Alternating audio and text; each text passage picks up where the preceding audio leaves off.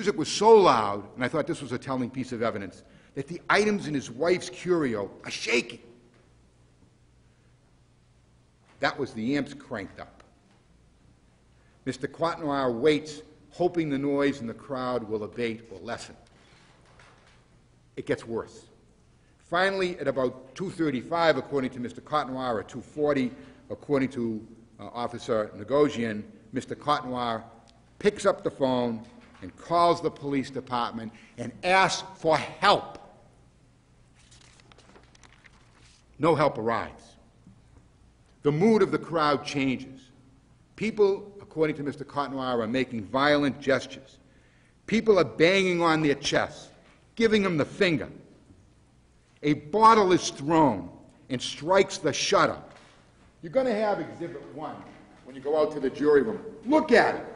Take a look at the shutter. It's broken. And his testimony was, before the events of that night, that shutter was in perfect condition.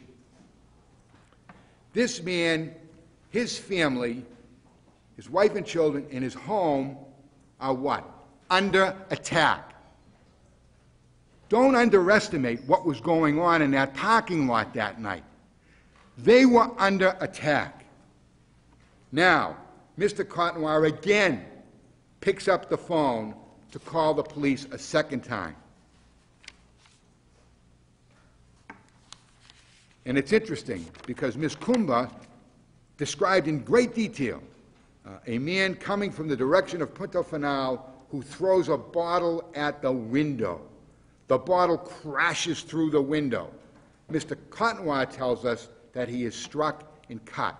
He's attempting to call the police the second time. What does he do? He reacts to protect himself and his wife and his children.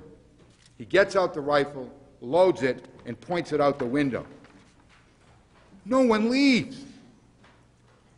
He yells at the crowd to leave him and his family alone. The people continue throwing rocks and items at the house. He attempted to get them to leave. He attempted by putting that gun out the window to frighten them away. They get worse.